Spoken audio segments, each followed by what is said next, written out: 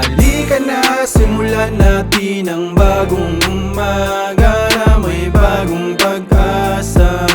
Di man perpekto ang buhay, madalas magkamali.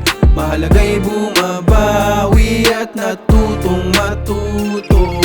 Ako ay naglakbay, hindi lang nakontento. Hinanap ang sarili, bumuo ng mga kwento. Inaral ko ang galawan, binaybay ko ang daanan. Sumusugal pa rin kahit posibleng mapilayan. Nilabanan ng kaba, nagpatuloy sa paghakbang. Dahil sa aking pupuntahan, marami ang nakaabang. Marami ang nagtatanong, marami ang nagtataas ng kilay. Ngunit patuloy na nagtiwala sa taas.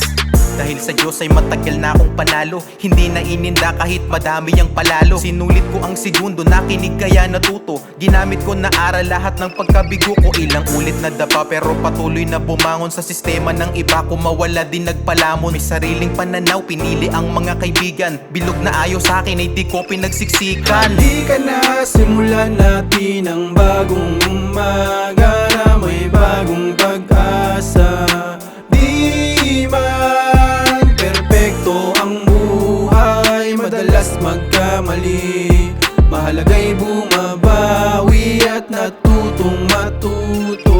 Maraming natutunang mga aral sa nakaraan. Ang panahon kung pwedeng ibalik, itutuwid ko ang mga sablay kong desisyon. Pabarang-barang galaw, yung tipo na laging gutom at palagi akong uhaw. Yung sakim at gahaman at wala nang pakialam sa ibang tao, basta ako ay lumigaya lang. Hanggang lumipas ang araw, mga buwan, mga taon, aking napagtanto ang mga pagkakamali noon. Di na pwedeng ituwid, ngunit pwede akong bumawi. Pupuna ng pagkukulang, pag-ibig ibabahagi. At pag-iisipan na ang mga plano at mga balak ko pang sa ganun wala nang madamay at mapahamak. Ibubuhos ang oras at aking mga panahon sa mabuting gawa, syempre doon ko lang itutuon. Pagdating ng panahon, kahit paano maalala na pag narinig mo to, meron sa iyong nagpaalala na halika na, simulan natin ang bagong umaga na may bagong pag-asa.